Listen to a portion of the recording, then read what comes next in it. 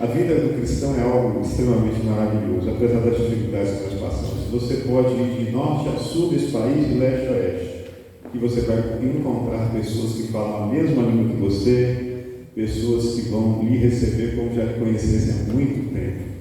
Isso é totalmente diferente, né, do que se percebe neste mundo. Gálatas capítulo 6, verso número 2, queridos.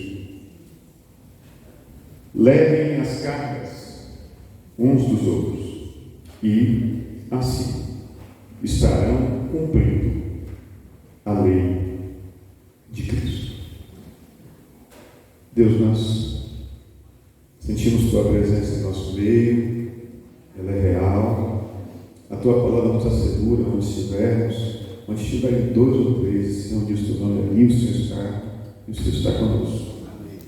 E nós pedimos, Senhor, pela presença, pelo poder vivificante de Tua palavra e pelo Teu Espírito Santo, que ela venha, ó Deus, falar aos nossos corações, que ela venha nos dar entendimento de Tua vontade, nos orientar, ó Deus, em todos os caminhos da vida, e de uma forma especial, ó Deus, solidificar as nossas relações familiares, as relações entre marido e esposa, entre pais e filhos, entre irmãos.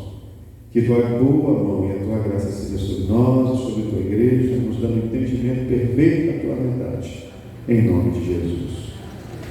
Queridos, esse texto que Paulo escreve aos Gálatas, ele está aqui dentro de um contexto imediato sobre a necessidade que nós temos de, como igreja, nos auxiliarmos mutuamente.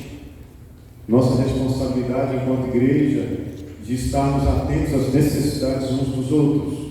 Se você ler o verso número 1, o verso que antecede imediatamente, a Bíblia vai aqui falar do que a gente, quando está no seminário de teologia, está estudando sobre disciplina, né? Uma disciplina corretiva.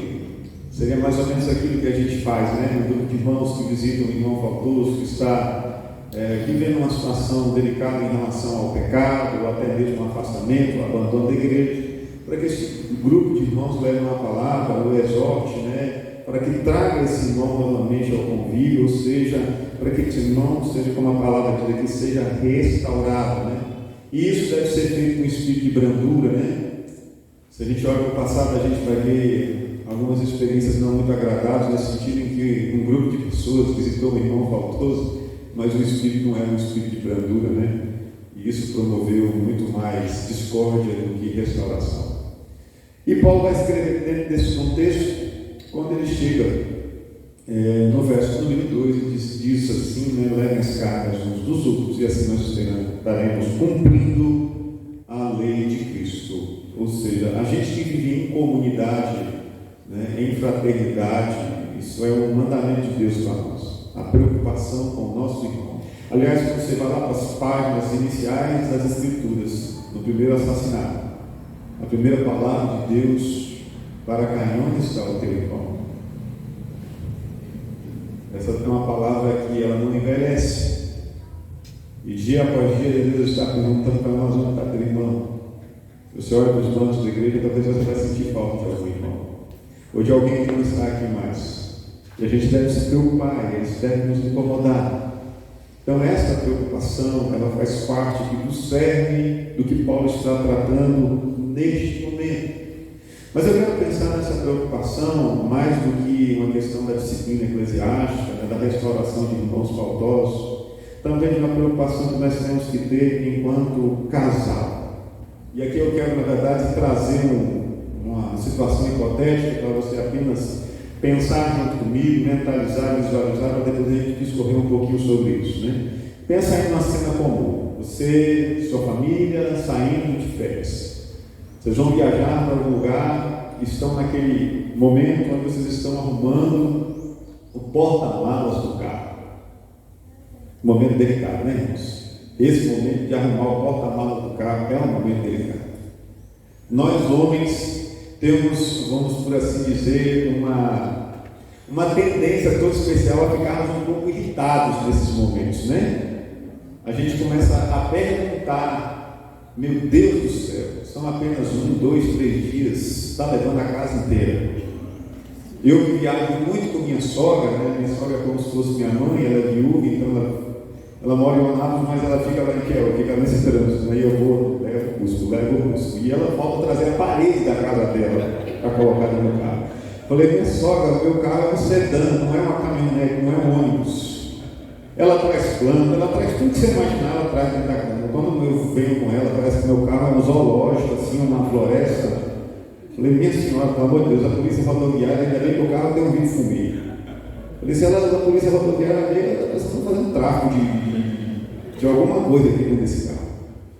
E a gente percebe que essas coisas se repetem, né? Cada viagem, né? A gente está ali arrumando o porta-mala, né? E aí você vai colocando as coisas da sua esposa, vai colocando as coisas da sua esposa, aí quando você vê, não tem mais espaço para você colocar as suas. Aquela, né? Eu não sei se vocês têm esse costume, meu pai, aprendi isso com meu pai. Que o homem tem aquela bolsinha pequenininha, às vezes, né? A gente chama de cachorrinha. Não tem espaço para a nossa cachorrinha mais no porta-malas do carro. E assim, eu falo em você que o porta-malas do carro é grande, viu? Não é pequeno, não. E aí a gente acaba se irritando, se estressando com essa situação e depois acaba até dando umas risadas, né? Mas isso nos ensina, na verdade, é que a nossa bagagem nos acompanha de onde quer que a gente vá. Ela vai com a gente. E no casamento também é assim. A semelhança dessa situação, o casamento é uma grande viagem. A gente está trilhando uma viagem junto, que só deve ser interrompida, né, pelo propósito de Deus, no caso da morte de um dos cônjuges. E quando a gente pensa no casamento, eu quero aqui pensar antecipadamente, né, naqueles que ainda estão noivos, que ainda estão arrumando a bagagem para essa viagem. Por isso que essa palavra também é uma palavra preventiva. O que seria essa bagagem? A bagagem, irmãos, é todo o peso relacionado aos nossos hábitos, aos nossos valores, aos nossos princípios, à nossa cultura, que a gente foi armazenando ao longo da vida, que a gente traz a nossa família anterior, o nosso relacionamento, nosso convívio com os nossos pais, com os nossos irmãos, e até mesmo com amigos e colegas de trabalho. Você foi solidificando, cristalizando hábitos que você adquiriu ao longo da vida. E isso é a sua bagagem. E você vai levar isso para essa viagem chamada casamento. A verdade é que nessa bagagem existem coisas boas, coisas das quais nós gostamos, mas também coisas das quais nós não gostamos. Todas as pessoas, aos casais, carregam essas bagagens para o relacionamento, né? O lado bom é de que essa bagagem inclui essas coisas boas, né? Traços da nossa personalidade, que Deus mesmo nos concedeu, nossos dons e talentos, os dons espirituais, a nossa capacidade de fazer algumas coisas. Mas, por outro lado, e esse lado não é tão bom, essas malas podem conter algumas coisas meio complicadas, né? Como, por exemplo, o próprio pecado que nos envolve, né? Como o autor dos Hebreus nos fala. Eu costumo dizer que às vezes a gente vai permitindo que alguns pecados se instalam na nossa vida e eles são como animais de estimação. Já viu falar no pecado de estimação? Você trata ele bem, você alimenta ele, você não quer se desvencilhar dele. Às vezes a gente leva isso para o casamento. E sem contar, ao se casar, também os noivos levam para o casamento uma bagagem de boa imaturidade espiritual, né? Essas coisas, com o passar do tempo, não é de se admirar que o casamento vai precisando de tantos e tantos ajustes, tantas e tantas coisas, né? Eu, por exemplo, me lembro quando eu casei, eu gostava de jogar futebol. Minha mulher não deixava eu jogar futebol. O bar era um problema. Eu queria jogar bola sábado à tarde, minha mulher dava tanta coisa para fazer dentro de casa sábado à tarde. Aí imagina a cabeça de um homem. Você queria jogar futebol sábado à tarde, sua mulher pediu para você lavar o banheiro. Nossa, é uma delícia agora. Mas que me deixava irritado, de uma tal forma, estressado. Ela irritava tanta coisa. Aí hoje ela dá risada quando ela me diz assim: hoje eu quero que você vá e você não vai. Eu falei, agora eu fico aqui só de pirraça. Agora eu não aguento mais correr. E assim, mas é a questão da maturidade, né, irmãos? Que vai chegando. Parece que no início o futebol está competindo com a esposa, né? E coisas assim. E tudo isso a gente vai levando, né? E a gente vai precisando desses ajustes, desses cuidados, para que o nosso casamento, na verdade, seja uma bênção, né? Que é isso que Deus quer. Deus, irmãos, Ele intentou o casamento para que fosse uma bênção na nossa vida, né? Eu vejo muitas vezes o Cláudio Duarte fazendo piada de casamento, né? E a gente dá muita risada com ele. E às vezes quem não entende o propósito no qual ele está falando aquelas coisas, pensa que ele até está fazendo uma propaganda negativa do casamento. Muito pelo contrário, Deus fez o casamento para ser uma bênção na vida da gente. Foi Ele que intentou isso, né? O problema do casamento é o problema de todas as relações sociais. É o miserável do pecado que se instalou dentro do nosso coração. É um pecado que atrapalha o nosso relacionamento conjugal. Não tem outra coisa, né? As nossas esquisitices, as nossas manias, é tudo por conta do pecado. Se não tivesse pecado, a gente era perfeito. Não tinha nenhum problema. Mas tem esse negócio aí. Então eu quero pensar aqui, irmãos, dentro dessa temática, nessa palavra, uma palavra mais temática, né, mais uma orientação que propriamente uma exposição bíblica, sobre alguns cuidados que a gente precisa ter nessa viagem, né? E cuidados específicos com essa bagagem que a gente leva para dentro do casamento. O primeiro cuidado que eu gostaria que os irmãos observassem comigo aqui, para que o nosso casamento fosse um casamento abençoado, que a gente entendesse o valor dessa bagagem, é de que a gente justamente valorizasse a bagagem boa do nosso cônjuge. Porque, como eu disse, a gente leva muita coisa boa. E você precisa olhar para o seu cônjuge, colocar o seu cônjuge no espelho e entender o que há de bom na vida do seu cônjuge, seu esposo, a sua esposa. Olhe para essa pessoa e veja os dons, os talentos, as vocações que ele tem e que ninguém mais tem. Você precisa entender isso. Deus deu ao seu cônjuge algumas coisas especiais para que ele cumpra uma missão. Deus tem um propósito específico na vida de cada um de nós. Existem alguns propósitos que são gerais, mas alguns são específicos que Deus nos capacitou para fazer. Deus deu ao seu cônjuge algo que você não sabe fazer. Algumas coisas Deus desenvolveu nessa pessoa que você não sabe fazer e são coisas boas. E isso torna os nossos cônjuges pessoas únicas, pessoas especiais. Essa é a parte boa da bagagem. E aqui vai o conselho. É totalmente necessário para um casamento ser bem sucedido você valorizar o que há de bom no seu cônjuge. Você enxergar isso nele. Isso precisa ser enaltecido, irmãos. Quando a gente viaja, voltando aqui novamente a essa analogia da viagem, você viaja, e eu tenho aqui falando especificamente das mulheres, tenho certeza que as irmãs não abrem mão de algumas coisas. Tem coisa que você não deixa para trás. Se for para deixar para trás, é melhor nem viajar. Então você leva, você não abre mão, aquilo é imprescindível para que a viagem vá bem. Por que no casamento às vezes a gente não trata com o mesmo valor essas coisas boas que estão na bagagem do nosso cônjuge? Porque elas também são imprescindíveis para essa viagem, para esse bom relacionamento. Se você esquecer aquilo, você vai colocar a mão na cabeça lá no meio da viagem, meu Deus do céu, isso vai me fazer tanta falta. E às vezes a gente precisa fazer essa reflexão. Às vezes a gente esquece de enaltecer, de elogiar aquilo que há de bom no nosso cônjuge, e isso começa a fazer falta na nossa vida. Alguém já disse assim que grandes coisas complicadas acontecem na vida do casal, porque coisas às vezes pequenas e simples começaram a deixar de serem observadas.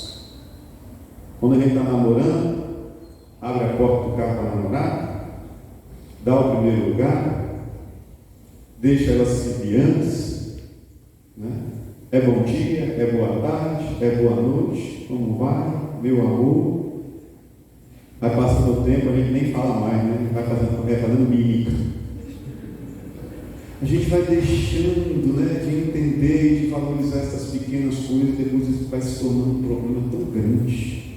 Irmãos, indiferença, a amargura, o ressentimento, a apatia, ela não acontece no relacionamento conjugal da noite para o dia. Isso é um processo que vai sendo encaminhado dia após dia, com pequenos gestos e atitudes. Da mesma forma, o amor é aquecido, a paixão se mantém viva e gestos também foram sendo cultivados dentro do nosso lar. E você elogiar, e você reconhecer o que há de bom no seu cônjuge, é um tônico para o casamento.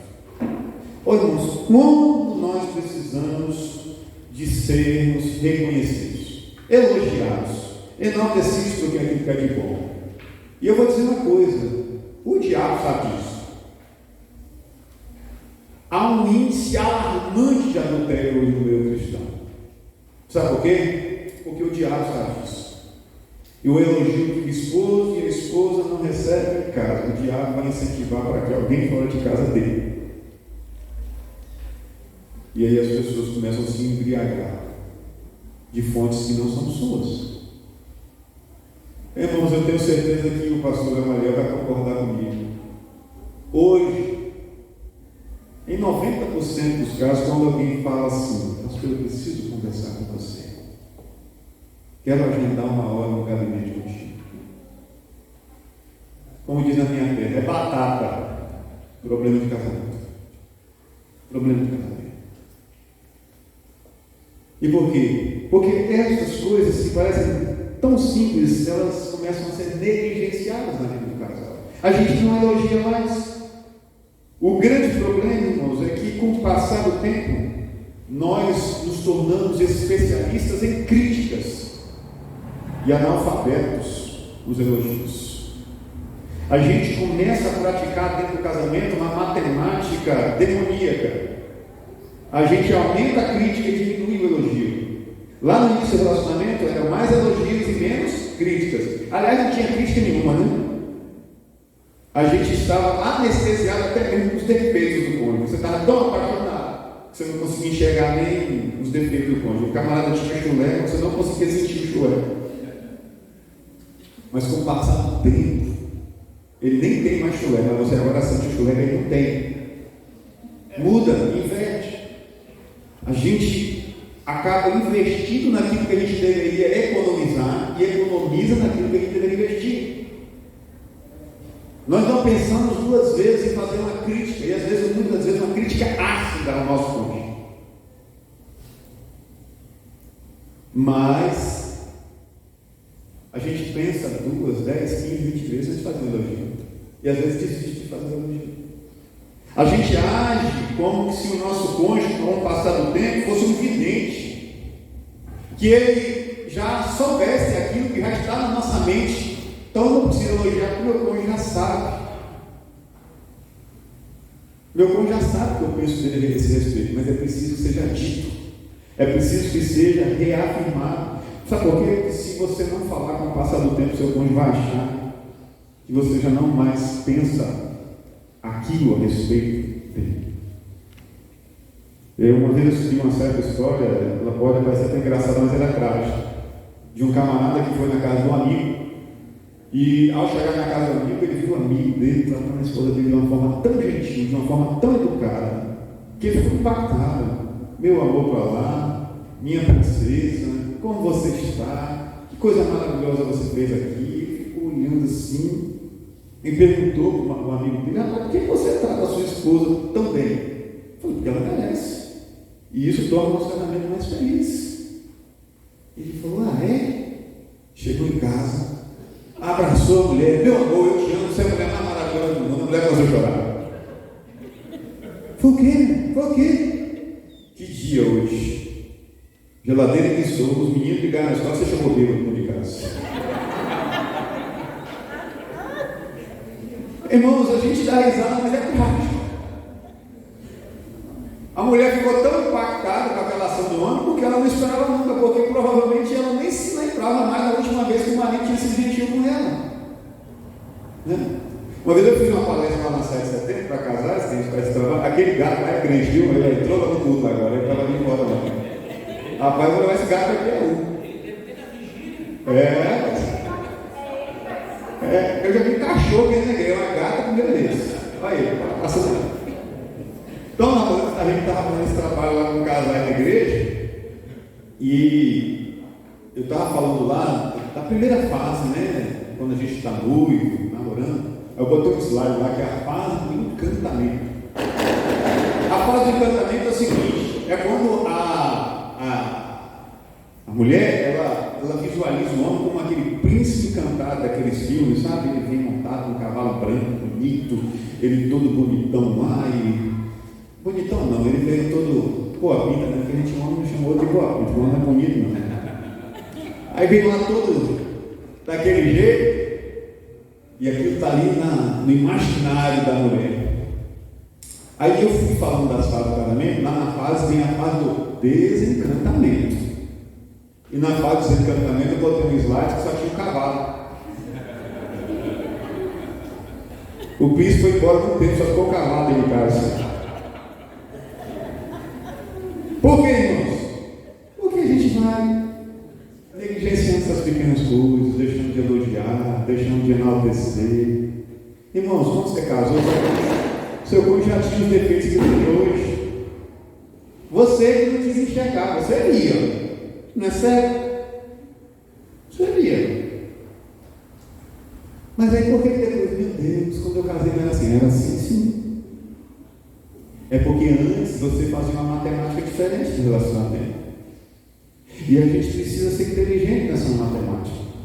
Quando a gente vai para a Bíblia, por exemplo, esse camarada que você está aqui agora, ele não é um exemplo para vocês, homens, de um bom esposo. Não é. Mas tem uma coisa que ele fazia legal, que dá para a gente aprender com ele. Salomão. Por que ele não é um bom esposo? Porque ele era mulherengo, né? Vamos falar a verdade, eu tinha mais minha esposa, era mulherengo demais. Mas vamos falar a verdade, esse cara tinha quase bom para ensinar para a gente. Ele devia ter uma lábia boa, viu? Porque para ter mais de minha mulher, irmão, ele tinha que ter uma conversa muito boa. Ele devia ser bom nos elogios. Ah, pastor, mas ele era rei, mas mesmo assim. Ele devia ter uma conversa muito boa, ele devia ser bom na arte do elogio. É mesmo, pega o de cantares, meu irmão, ele tem que falar com a sua amiga ali. Ah, pastor, foi umas coisas estranhas. Chamou a mulher de égua. Mas naquela época, chamar a mulher de égua, como a égua de Faraó, era um elogio muito grande. Entendeu? Então, dá para, se você for trazer para um mundo contemporâneo aí, o elogio dela é princesa nos dias de hoje. Então, Salomão sabia, ele era bom nessa arte do elogio. Deixa eu falar, você sabe uma coisa que a psicologia já provou. Você está pensando que mulher se interessa por um homem bonito? Mulher gosta de homem que tem uma conversa boa, uma prosa boa, que seja romântico. Por isso que tem um cara que não é bonito em casa com os cabras feios. Você fala, meu Deus, como é que esse cara deve ser bom de conversa? E tem uns cabras bonitos que ficam aí, ó, chupando dele. E a conversa é ruim. Elogio, irmãos. Quer ver um outro cara que nos ensina uma bacana na Bíblia? É Boaz. Boaz, quando ele vê Ruth ali, ó, o camarada conversa com você, pega lá em Ruth 2:11, ele diz assim: contaram-me tudo que você tem feito por sua sogra, depois que você perdeu seu marido, como deixou seu pai, sua mãe, sua terra natal, para viver com um povo que você não conhecia bem. O Senhor lhe retribua o que você tem feito, que seja ricamente recompensado pelo Senhor, o Deus de Israel, sob cujas asas você veio buscar refúgio. Pô, irmão, qual é o elogio desse homem? Ele estava plantando aqui, meu irmão. Estava plantando para colher. Tem um monte de marido que está com a colheita fraca aqui de casa porque não sabe plantar. Os camaradas broncos. Entendeu? Não é desse jeito, não. Vai elogiando. E assim, enaltece a sua. Deixa eu dar uma outra palavra sobre elogio. A gente erra muito no elogio. A gente faz tudo errado. A gente demora para dar o elogio, quando dá o elogio, faz no lugar errado. Como assim? Vai lá, dentro do quarto, entre 4 paredes. Irmão, você sabe o lugar onde você elogiar seu cônjuge? É na presença dos outros, é publicamente. Enalteça o seu cônjuge na presença dos outros. Mostre para os outros o valor que você dá para a sua esposa e para o seu esposo. Estou dizendo que é para você fazer isso o tempo todo, não é propaganda gratuita, não. Não é isso, não. Mas aproveite os momentos, as oportunidades. Mas o que a gente faz? A gente elogia no particular, mas quando critica publicamente. E a gente inverte. Quando você tiver que criticar, aí sim é que é no particular. Quando você tiver que dar uma palavra de repreensão por alguma atitude inapropriada, é no particular. E como eu disse ontem, o tom de voz certo, a motivação certa. Mas a gente faz o errado. Então a gente tem sofrido muito porque a matemática do casamento está desajustada. A gente aumenta o que devia ser reduzido e reduz o que devia ser aumentado. Então valorize a bagagem boa do seu cônjuge. Reconheça os talentos, as virtudes dele. E aqui um conselho especial para você que é mulher. O seu marido precisa disso. Homens precisam de afirmação. Se você afirmar o seu esposo, ele vai dar o melhor dele em troca se você fizer isso. Ele precisa disso. As mulheres também precisam. Mas as mulheres, você toca nessa área de uma forma às vezes diferente. Porque para a mulher o elogio tem o mesmo valor do cuidado. Se você cuida da sua esposa, você é esposo, isso é um elogio para ela. Se você se preocupa com ela, isso é um elogio para ela. Não que não seja importante verbalizar, é importante, mas cuidar dela vai ser importante isso para ela. Então valorize essa bagagem boa do seu casamento. Um segundo cuidado aqui, ainda pensando nessa viagem, né? O texto que eu usei, levar a carga dos outros, era justamente a bagagem. Isso que eu quis dizer quando eu usei o texto de Gálatas. Abra mão da bagagem desnecessária. E aqui é que começam os maiores problemas. Por quê? Porque a gente tem visão de área para enxergar o problema do outro. Mas nós somos míopes para enxergar os nossos próprios problemas, aquilo que não presta em nós. E quando eu falo que você precisa abrir mão da bagagem desnecessária no casamento, eu não estou dizendo para você jogar a bagagem da sua esposa, esposo, fora, não, que não presta. Eu não estou dizendo, esposa, para você jogar a bagagem do seu marido fora. Eu estou dizendo para você olhar para dentro de você e fazer uma análise responsável, verdadeira, e jogar o que não presta seu fora. E se o outro não estiver jogando fora, você ora a Deus, pedindo para que Deus faça a obra no coração do teu cônjuge, para ele jogar fora o dele também. Mas a gente quer jogar fora a bagagem que não presta do outro, e nunca a nossa. E a verdade, irmãos, é que todos nós temos defeitos. E esses defeitos foram sendo acumulados, desenvolvidos em nossas vidas pela força do tempo. A verdade é, irmãos, se a gente for bem sincero, todos nós temos esquisitices que até mesmo a gente não suporta. Você já acordou de manhã cedo aquele dia assim, nem você está se suportando? Rapaz, eu estou tão chato hoje que eu não estou me aguentando. Eu já. Agora imagine se você não está se aguentando, imagine o outro. Tem dia, irmãos, que a gente tem que ter a sinceridade no coração, falar assim com a esposa, olha, eu não estou legal. Não, eu melhor ficar quietinho hoje, para ir no canto, vou ficar ali no quarto, vou ver se passa esse mau humor, aí depois a gente conversa. A gente precisa ser sincero e fazer isso de vez em quando. Mas a gente quer que o outro suporte os nossos defeitos, os nossos problemas, porque na verdade nós somos orgulhosos demais para reconhecer de que existe algo que não é muito bom na gente. E a gente não quer reconhecer por quê? Para não passar a imagem do cônjuge que nós somos inferiores a ele. E esse é um dos problemas do casamento. A gente parece que entra no casamento para concorrer, para disputar. Irmãos, se eu fosse ilustrar o casamento com um esporte, nunca seria com o tênis. O tênis é um batendo de um lado e outro batendo de cá para tentar vencer o outro, para ver se o outro não consegue pegar a bola. Estão ali brigando. Eu acho que o esporte bom ilustrar ali o casamento é o frescobol. É aquele que dois camaradas ficam jogando a bolinha na parede, mas eles não estão concorrendo, eles estão jogando a favor do outro, não pode deixar a bolinha cair. E quanto mais tempo aquele negócio fica ali, mais pontos eles vão fazendo. Então, quando um joga errado, o outro tenta consertar. A gente não está concorrendo no casamento, mas às vezes a gente parece que está no casamento numa competição. E a verdade, irmãos, que quanto mais sinceros e humildes nós formos diante dos nossos cônjuges, mais apreciados e admirados nós seremos por isso. Quanto mais você demonstrar para o seu cônjuge que você é frágil, que você não é bom em tudo, de que existem coisas na sua vida que precisam melhorar e mudar, mais apreciado e admirado você vai ser por essa pessoa e mais ajuda você vai alcançar dessa pessoa. Existem momentos da vida, existem circunstâncias da vida que vão revelar algo de nós que a gente não conhecia.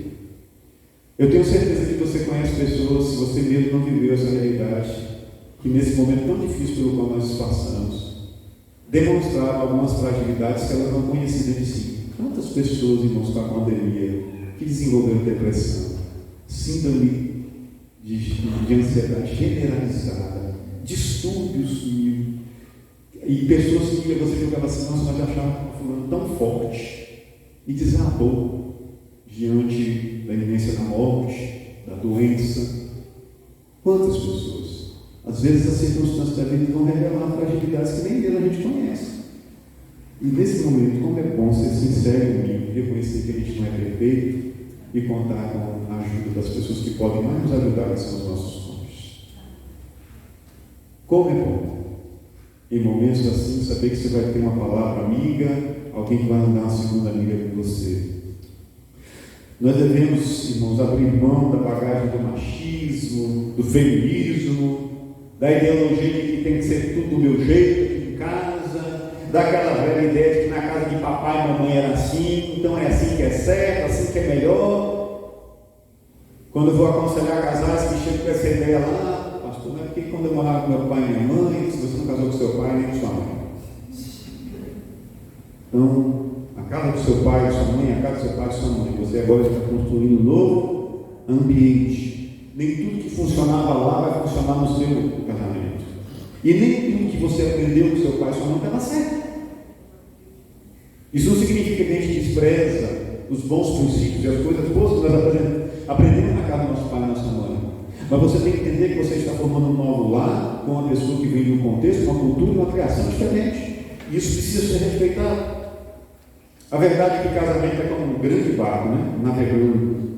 Em alguns momentos na vida as águas estarão tranquilas, sossegadas, calmaria. Mas em outros momentos as águas estarão tempestuosas. E deixa eu dizer uma coisa para os irmãos. Se preparem para as tempestades. Elas acontecem quando a gente menos percebe.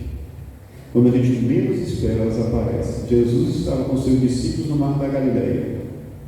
E tudo ia bem, quando de repente uma grande tempestade se levantou. Tempestades, irmãos, são imprevisíveis. Elas não mandam telegrama e nem mensagem pelo WhatsApp. Elas simplesmente acontecem. E por que eu estou falando de tempestade quando eu estou falando aqui de se livrar da bagagem ruim no casamento?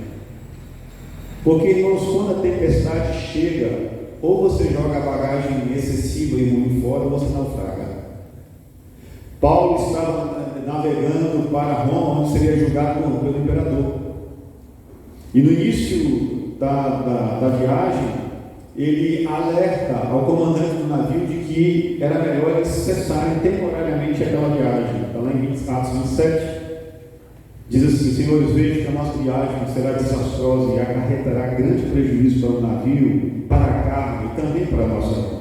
No dia seguinte, sendo violentamente castigados pela tempestade, começaram a lançar fora a carga, a bagagem. A verdade, irmão, é que a gente não precisa esperar a tempestade chegar para jogar a bagagem muito fora. Sabe por que você não precisa esperar? Porque às vezes, no meio da tempestade, não haverá tempo de jogar a bagagem muito fora. Será tarde demais.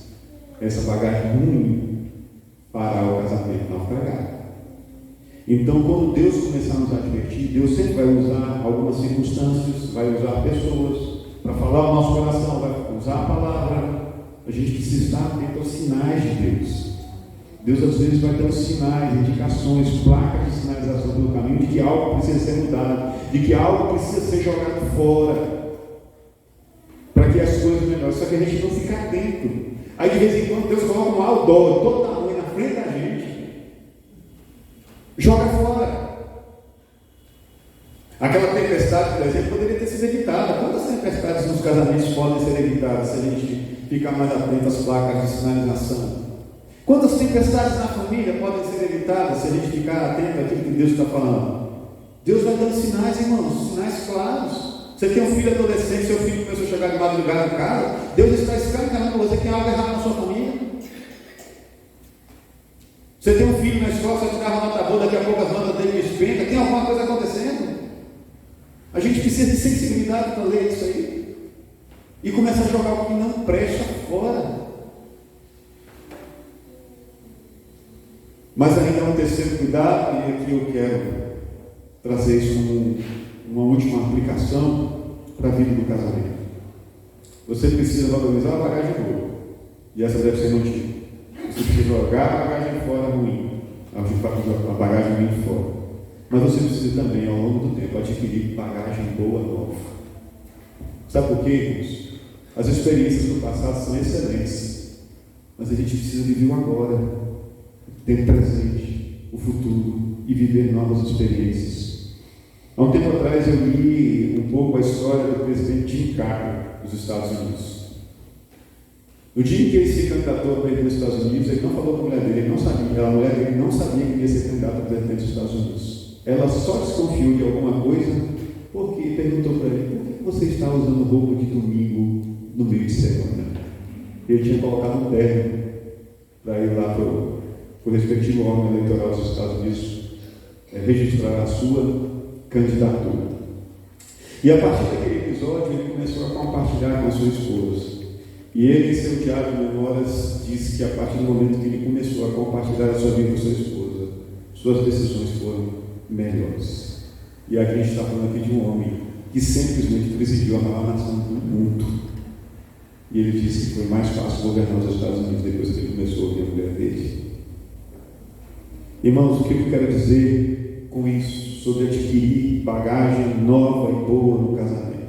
Como eu disse anteriormente, você não casou para competir, você não casou para concorrer, mas você casou para se unir. Qual é a palavra de Deus em Gênesis? Deixará o homem, pai e mãe e unir-se à sua mulher.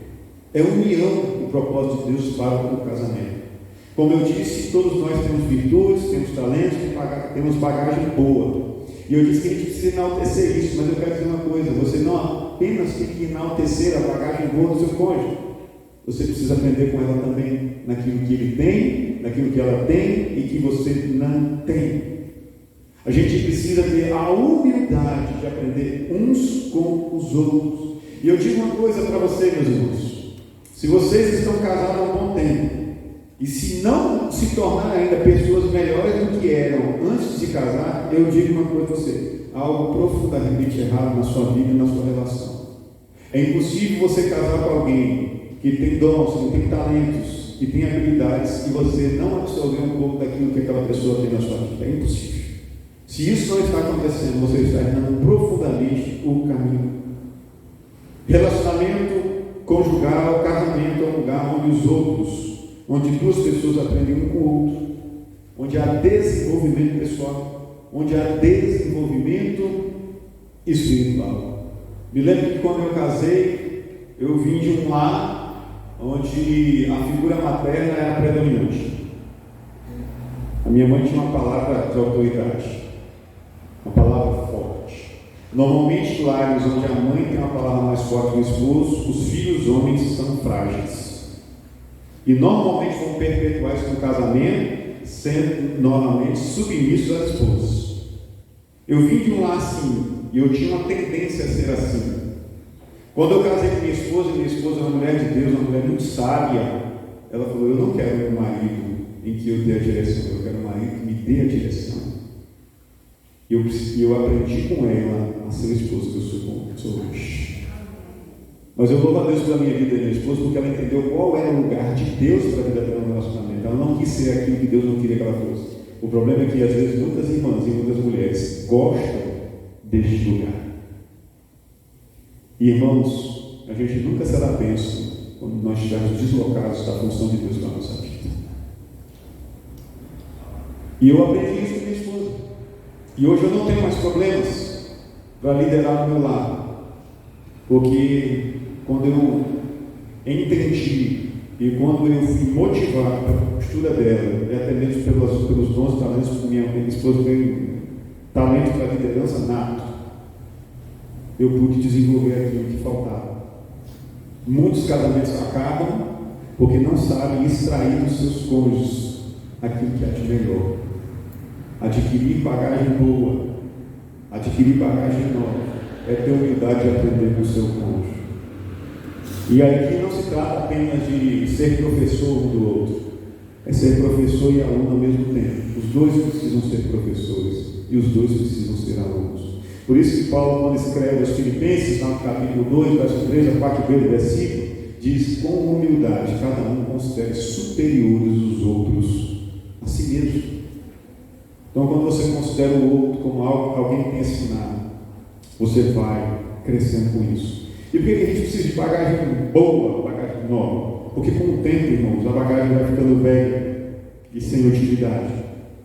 E se a gente não tem a capacidade de renovar a bagagem, o que acontece? A gente vai ficando vazio. Mas a boa notícia é de que existe uma liquidação da graça de Deus ao nosso redor. E essa liquidação da graça de Deus está ali bem pertinho de nós, a esposa ou o esposo. E por fim, queridos, eu quero dizer uma coisa: nossas agendas revelam o que é mais importante para nós. Os seus compromissos revelam o que é mais importante para nós. A gente sempre dá um jeito de arranjar tempo para fazer o que é mais importante para nós. Eu conheço muitos irmãos em Cristo que não iam mais culto como esse, domingo de manhã, porque começaram a tomar amor pelo pedal, bicicleta. Não ia muito domingo de manhã pela igreja, porque aquilo se torna mais importante. O que eu quero dizer com isso? Eu quero dizer que deve estar no topo das nossas agendas, cuidar da nossa família. Deve estar no topo das nossas agendas de prioridades de planejamento, tratar seriamente com a bagagem do nosso relacionamento. Por quê, irmãos? Porque isso pode salvar a nossa família. Então, elogie mais. Jogue fora aquilo que não presta. Tenha humildade de reconhecer aquilo que não presta na sua vida. E tenha humildade também de aprender com o Senhor. Ele tem muitas coisas para ensinar a você. Irmãos, eu digo com pureza de alma que eu me livrei de muitas enrascadas já no ministério que eu ouvi minha esposa. Ouça a sua esposa, viu, pastor Gamaliel? Elas têm uma sensibilidade que nós homens não temos. Elas têm uma capacidade de ler nas entrelinhas situações das quais nós não temos, com a nossa mente mais racional. Ela nos livra de muitas e muitas dificuldades, e até mesmo de pessoas tóxicas, de gente que não merece estar ao nosso lado. Minha esposa já me livrou. Eu tenho certeza que se os irmãos tivessem a oportunidade, teriam experiências para contar isso. Amém? Vamos orar?